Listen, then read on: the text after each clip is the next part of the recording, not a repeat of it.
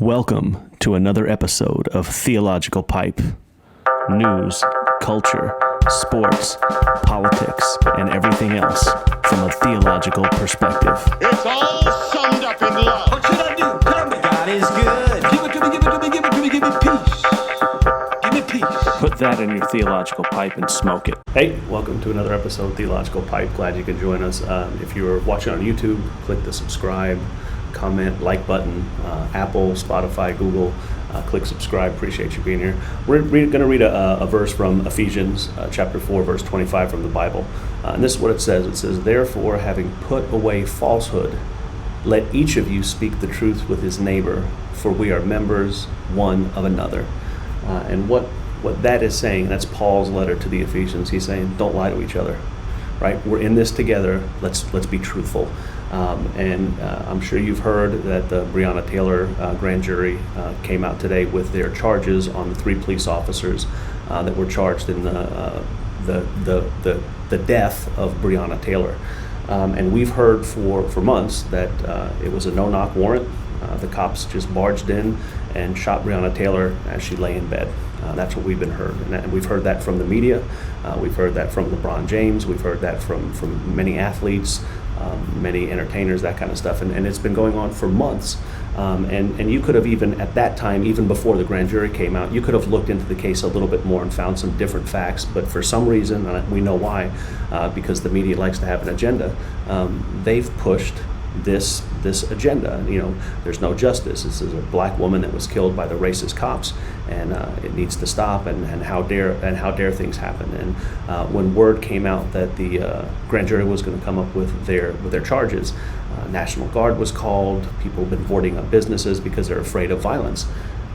And so the grand jury, which if you don't know what a grand jury is, it's 12 people. It's not 12 cops. It's not 12 government officials. It's 12 citizens from the area that come together and they collect evidence. They subpoena people. They work with the prosecuting attorney, trying to figure out what charges can we bring against the police officers. And they came up with 2 of them weren't charged, and 1 of them, who has already been fired, was charged with like wanton endangerment because he fired shots that went into another house. And the city of Louisville has already settled with Breonna Taylor's family for like $12 to $15 million they're giving the family. And the grand jury came out today with that 1 charge. And of course, when you have been told that the cops just went in without knocking, went to the wrong house, which is not true. They didn't have a warrant, which wasn't true, but they went to the house, they went in. When you've been told that they went in and shot her as she lay in bed, and you hear the charges, you would be upset. You'd be like, that's not right. But then you start to read what really happened, and if you've kept up with the case, you know some of those facts are not true. And now we know that the cops did knock on the door. They did announce their presence, so it wasn't a no-knock warrant. And we know that they fired only in self-defense because Breonna Taylor's boyfriend, who was there, was firing back at them, and she got caught in the crossfire and was killed. And it's sad that she's dead. Anytime anyone gets shot, we should feel sad. Or I feel sad. I think as a believer, we're sad. We're all made in the image of God, and when one of his children dies, it's a tragedy. I don't care what they were doing. You know, if they were breaking the law, it's still sad. If they were sitting in their bed, which she wasn't, but it's still sad. Whatever it is. So someone died, and it's sad. And are there needs for police reform? Of course, there's things that we can do better. But in this case, it appears from all the evidence and from the grand jury testimony and stuff that we have, grand jury report and the evidence that we have, that the cops didn't do anything wrong. They again, it wasn't a no-knock warrant. They announced their presence. They came in. They only fired when Breonna Taylor's boyfriend fired at them, and she got caught in the crossfire. And it's sad, but I don't know that it's an excuse to go and burn things and to go destroy things and to go yell at people and to go assault people, which is already starting to happen in Louisville. So I pray that, cooler heads prevail. I pray that the truth gets out, again, because we need to tell the truth to each other. And shame on the media, and shame on athletes, and shame on people who were sharing things that they either didn't know about or knew about and didn't care. And I think the media and the athlete, they fall into one of 2 categories. They were either ignorant or liars. If they're ignorant, be better. Know the truth and spread that. If you're liars and you're pushing it for an agenda, shame on you. And a lot of the stuff that might happen tonight with businesses getting destroyed or people getting hurt, that's on people that are pushing falsehoods. And so in that vein, I wanted to show you something that ABC on their website, ABC News, it says police officers not charged for killing Breonna Taylor. And we're just going to look at this real quick, and I'll read some of it, but you can go look at it if you want. Kentucky Grand. This is how it starts out. Now remember everything I just said. The evidence shows that wasn't a no-knock warrant. They didn't shoot Breonna Taylor if she was caught in the crossfire because they were shooting back in self-defense against the boyfriend who was shooting at them. They had a warrant. That kind of stuff. But look at this report from ABC News. ABC News. A Kentucky grand jury brought no charges against Louisville police for the killing of Breonna Taylor during a drug raid gone wrong, with prosecutors saying Wednesday that 2 officers who fired their weapons at the black woman were justified in using force to protect themselves. I mean, I hope anyone with a 5th grade reading comprehension level can see what they've done there. We know that that's not what happened. They didn't fire at her. They were firing at the guy who was shooting at them, and she got caught in the crossfire. So first paragraph, it's already a horrible paragraph. The only charges brought by the grand jury were 3 counts of wanton endangerment against fired officer Brett Hankinson for shooting into Taylor's neighbors' homes during the raid the night of the 13th. They're still investigating. So they go to Ben Crump, the lawyer for the Taylor family. It's outrageous and offensive that this was the decision.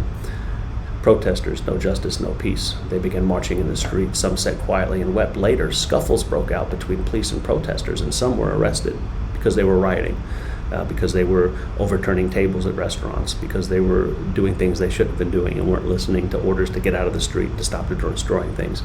So Taylor, an emergency medical worker, was shot multiple times by officers who entered her home on a no-knock warrant during a narcotics investigation.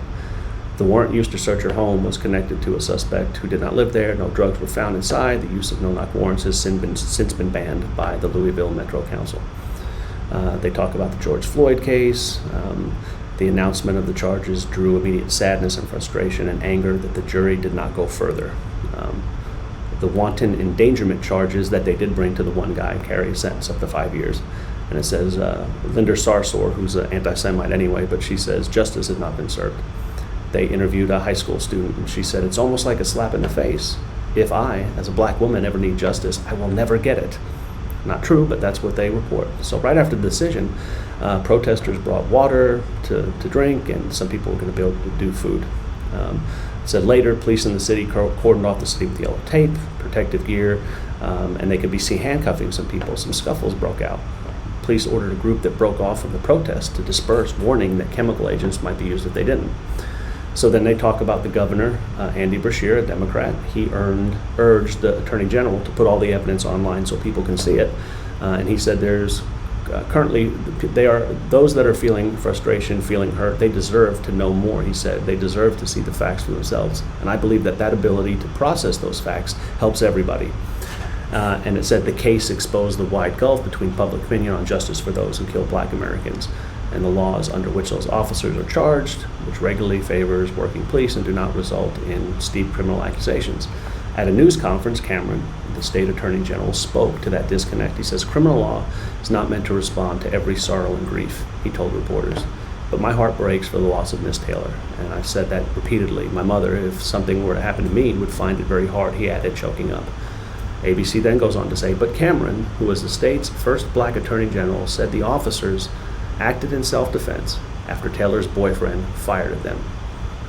He added that Hankinson and the 2 other officers who entered Taylor's apartment announced themselves before entering, and so did not execute the warrant as no knock according to the investigation. So I want to go back to the top. Paragraph 1, 2, 3, 4, 5, 6, 7, 8, 9, 10, 11, 12, 13, 14, 15, 16, 17. The 18th paragraph of this story. In the 18th paragraph, that's when ABC News decides to tell everybody that the Attorney General, who is black, which, they're going to play the race card, but he's black, he says this: the officers acted in self-defense after Taylor's boyfriend fired at them.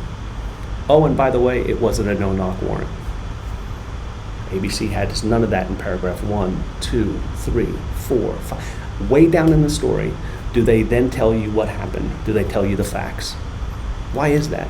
They've been pushing no knock. They've been pushing. They fired at her and killed her for no reason. And here we find out that the officers acted in self-defense because Breonna Taylor's boyfriend was shooting at them after they came in and announced themselves, so it wasn't a no-knock warrant. The truth is important. And again, for months, we've not been told the truth in this case. And I'm not saying there shouldn't be frustration that she's dead. I'm not saying we can't figure out ways to do things differently. I'm not saying that we can't look at laws. Of course we can. But because that this has been pushed in the way that it's been pushed, I guarantee the people out there marching, I guarantee the people out there burning and looting and all the stuff that again, I hope it doesn't happen. I hope that cooler heads prevail. I hope that the governor and the mayor and the police force and everyone does a great job of letting people protest, but also giving them the information that they need. So if you really knew what happened, you wouldn't be out protesting. You'd be like, yeah, it was unfortunate, and we can look at maybe doing things some better, but it wasn't a no-knock warrant, and they didn't just shoot at her for no reason, right? It was she got caught up in a crossfire, and it was sad, and let's figure out ways to be better. But man, the truth is the thing that needs to win out.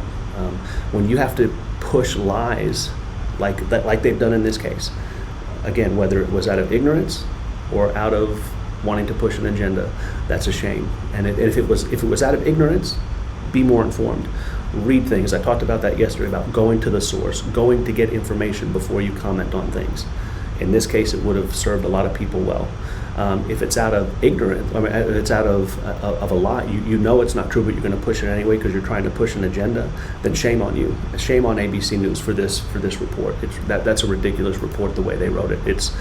Again, 18th paragraph is when they start telling the facts. That's ridiculous. We've got to do better as a country. We can just tell the truth. Tell the truth. Why? Because like it said in Ephesians, tell the truth to the neighbor. And if you want to know who a neighbor is, according to the Bible, it's anybody you come in contact with. You're my neighbor. We're all neighbors in this. And it says, because we're members of one another. We're in this together. So we need to tell the truth. Be praying for Louisville. Pray for, that the protests are calm. Pray that nobody gets hurt. Pray that cooler heads prevail. But also start praying that the media starts doing their job better and starts pushing the truth and not falsehoods. Starts pushing the truth and not lies to push an agenda. Because the truth, as they say in the book, will set you free. So I think I'll end there. Put that in your theological pipe and smoke it and be nice.